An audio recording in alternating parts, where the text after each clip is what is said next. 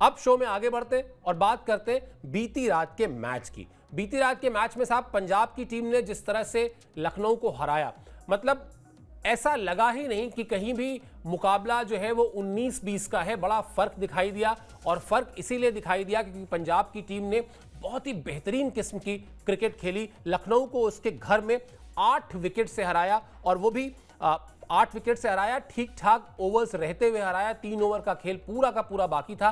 17वें over में ही 2 wicket खोकर पंजाब ने 172 run का लक्ष्य हासिल कर लिया। मैच के हीरो रहे पंजाब के प्रभसिमरन सिंह, जिन पर बातचीत करेंगे। लेकिन सबसे पहले जो देखा जाए तो जो मुश्किलें बढ़ी हैं वो बढ़ी हैं लखनऊ की टीम की, क्योंकि लखनऊ की टीम अपेक्षाकृत नई टीम है। प्लस जब भी लखनऊ की टीम की बात आती है वो केएल राहुल के साथ टीम ओनर्स का जो वो एक विजुअल बड़ा ही वायरल हुआ था। खिलाड़ियों के ऊपर उस हार का जो दबाव था, जिस पर तमाम बार चर्चा हो चुकी है, उस चर्चा में नहीं जाएंगे। लेकिन और अगर उस चर्चा को हटा भी दें तो भी अगर आप शुरुआती मैचेस में इस तरह से हारते रहे, इतने बड़े बड़े अंतर से हारते रहे, तो टीम कहीं ना कहीं बैकफुट पर जाती है। बहुत मेहनत करनी होगी लखनऊ सुपर जायंट्स को। देखने के बाद, इस हार को देखने के बाद साफ तौर पर समझ में आ रहा है कि 8 विकेट से अगर आप हारते हैं तो फिर कहीं ना कहीं आप मुकाबले में थे ही नहीं। चलिए अब बात कर लेते हैं प्रभसिमरन सिंह की। प्रभसिमरन सिंह ने क्या किया साहब, 34 गेंद पर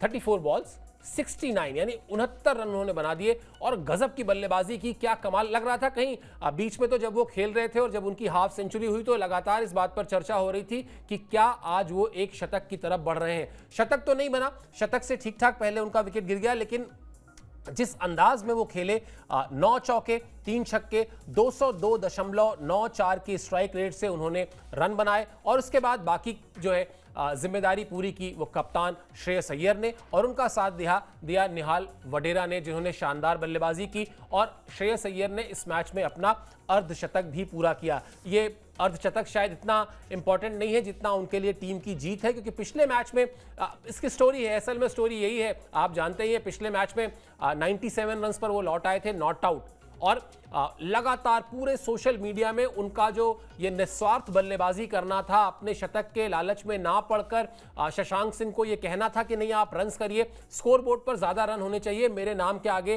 ट्रिपल फिगर ना हो चलेगा लेकिन स्कोरबोर्ड पर रन होने चाहिए। कल उन्होंने शतक ना सही अर्धशतक लगाया, हालांकि अर्धशतक कई बार पहले वो लगा चुके हैं, शतक उन्होंने अभी तक नहीं लगाया है। लेकिन प्रभसिमरन सिंह की बल्लेबाजी, उसके अलावा निहाल वडेरा की बल्लेबाजी ये बड़ी खास रही, क्योंकि एक मैच्योरिटी दिखाई दी बल्लेबाजी में। और सबसे बड़ी बात वो जो एग्जीक्यूशन था वो बड़ा शानदार था। आप टीम मीटिंग्स में कई बार बात करते हैं कि मुझे ये करना है, मैं ये करूंगा, आपको ये करना है, आप ये करिएगा, वो सारा रोल वहां पर फिक्स हो जाता है, रोल वहां बट तो जाता है, लेकिन मैदान में जाके एग्जीक्यूट नहीं हो पाता। वो एग्जीक्यूशन पंजाब की टीम ने बहुत ही शानदार तरीके से किया और इसीलिए पंजाब की टीम बड़े मार्जिन से इस मुकाबले को जीतने में कामयाब रही। सिर्फ बल्लेबाजी की बात नहीं है, गेंदबाजी में भी उन्होंने बहुत शानदार परफॉर्मेंस किया, उस पर भी बात करेंगे अभी। लेकिन आपको पहले बताते हैं कि लखनऊ के खाते में, लखनऊ को क्यों मैंने कहा कि अब वो मुश्किल उसकी बढ़ सकती है, क्योंकि अब तक 3 मैच हो चुके हैं उसके और उसके पास 1 जीत है, जबकि पंजाब की टीम ने जो अपने पहले दोनों मैच खेले हैं वो दोनों ही मैच उसने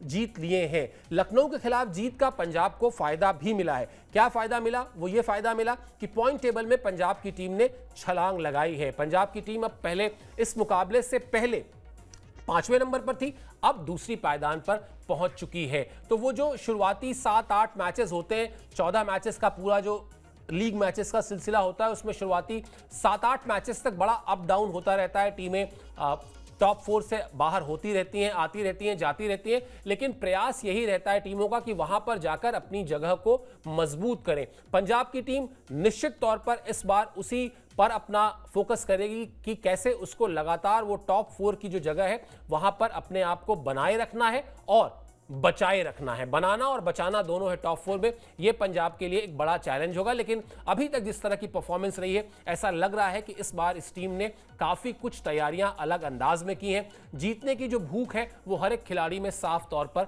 दिखाई दे रही है। अब बताते हैं आपको गेंदबाजी की कहानी, क्योंकि बल्लेबाजी का जिक्र हमने किया।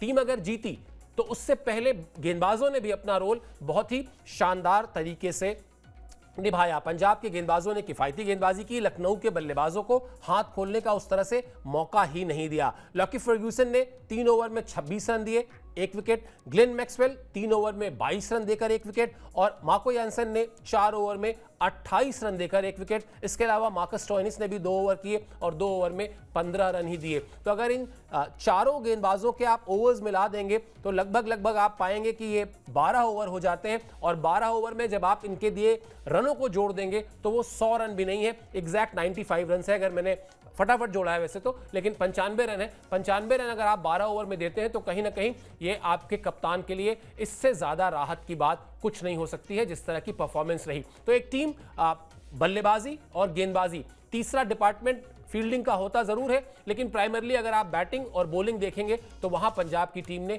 कहीं ज्यादा बेहतर तरीके से खेला लखनऊ के मुकाबले। हमने आपको आंकड़े भी शेयर कर दिए, डिटेल्स भी बता दी। लेकिन अब बात करते हैं लखनऊ की टीम की कप्तानी की। वहां जो जिम्मेदारी है वो जिम्मेदारी है ऋषभ पंत पर। अब जब ऋषभ पंत का नाम आता है तो फिर बात होती है उस 27 करोड़ रुपए की जो उनको दिया गया है, यानी लीग के इतिहास में जो इस साल 18वां साल है, एडल्ट हो चुकी है अब ये लीग, उसके इतिहास के सबसे महंगे खिलाड़ी हैं। लेकिन कर क्या रहे हैं ऋषभ पंत, ये अभी समझ से परे है।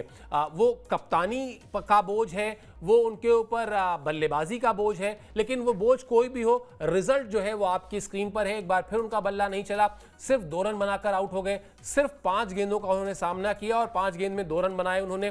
इसके अलावा जब आप ये स्टैट्स देखते हैं तो थोड़ा सा चीजें गंभीर दिखना शुरू होती हैं। 3 मैचेस खेले हैं उन्होंने और अभी तक सिर्फ 26 गेंद वो क्रीज पर बिता पाए हैं और इसके अलावा कुल जमा रन जो हैं वो 17 हैं। अब अगर आपसे कोई कहे कि 27 करोड़ रुपए लेकर एक बल्लेबाज ने अभी तक 26 गेंद क्रीज पर बिताई हैं और सिर्फ 17 रन बनाए हैं तो आपको भी ताज्जुब होगा। और आईपीएल बड़ा एक तरीके से क्रूएल एक लीग भी है, यहां पर तुरंत इस विषय पर बातचीत शुरू हो जाती है, तुरंत लोग स्टार्ट्स निकालने लगते हैं, तुरंत इस बात का हिसाब किताब लेकर बैठ जाते हैं। कैलकुलेटर सबके पास है कि साहब 1 रन कितने का पड़ा या उन्होंने जो क्रीज पर वक्त बिताया उसमें 1 मिनट के उनको कितने पैसे मिले। तो इन चीजों से अगर बाहर निकलना है ऋषभ पंत को तो सबसे पहले वो जो 27 करोड़ रुपए की गठरी है जो उनके कंधे पर चढ़कर बोल रही है, उसका दबाव बोल रहा है, उस गठरी को उतारना होगा। सबसे पहले उनको एक क्रिकेटर के तौर पर, एक टीम के कप्तान के तौर पर और एक चैंपियन खिलाड़ी के तौर पर जो वो हैं, इसमें किसी को कोई डाउट नहीं है। अगर उनको 27 करोड़ दिए गए हैं तो मुफ्त में नहीं दिए गए, उन्होंने वो इज्जत अर्न की है, उन्होंने वो मुकाम अर्न किया है कि कोई उनको इतनी बड़ी रकम उनको देने के लिए तैयार हुआ। लेकिन अब उसको जस्टिफाई करना होगा, अब रन्स बनाने होंगे, अब अपनी टीम को जीत दिलानी होगी, वरना फिर जैसा मैंने थोड़ी देर पहले कहा था कि सवाल और बवाल दोनों का सिलसिला शुरू हो जाएगा। अनलकी रहे थोड़ा सा मिचेल मार्श, मतलब चूंकि हम लखनऊ की बात कर रहे हैं और लखनऊ की हार की चर्चा कर रहे हैं तो ये भी बता देते हैं मिचेल मार्श थोड़े से अनलकी रहे। अच्छा खेल रहे थे, पहले दोनों मैचेस में उन्होंने अच्छे रन किए थे, लेकिन पंजाब के खिलाफ बगैर खाता खोले आउट हो गए। अर्शदीप सिंह अपना पहला ही ओवर लेकर आए थे, उसी ओवर में उन्होंने आउट किया मिचेल मार्श को। पहले दोनों मैच में उन्होंने शानदार अर्धशतक लगाया था, हैदराबाद के खिलाफ 52 रन बनाए थे, दिल्ली के खिलाफ 72 रन बनाए थे, लेकिन इस मैच में यानी पंजाब के खिलाफ मैच में उनका बल्ला नहीं चला। और उसी का मतलब जब आप हार की तमाम वजहें तलाशने निकलेंगे तो आपको ये सारी वजहें साफ तौर पर दिखाई दे जाएंगी कि किस तरह से ऋषभ पंत का ना चलना, मिचेल मार्श का शुरुआती ओवर में ही आउट हो जाने की वजह से एक अच्छी शुरुआत का ना मिलना, ये सब कुछ लखनऊ के लिए तनाव देने वाला है। क्या कहा कप्तान साहब ने ये बताते हैं आपको। भाई जब हार गई टीम उसके बाद पहले कप्तान की बात कर लेते हैं, दोनों टीमों के कप्तानों का आपको हम स्टेटमेंट दिखा देंगे। पहले ऋषभ पंत के स्टेटमेंट की बात कर लेते हैं। ऋषभ पंत का स्टेटमेंट स्क्रीन पर डालिए, उसको हम पढ़ते हैं और फिर उस पर भी चर्चा कर लेंगे किस तरह से दोनों ही टीमों के कप्तानों ने जो अपनी अपनी बात कही है उस पर हम आपको अभी लेकर चलते हैं।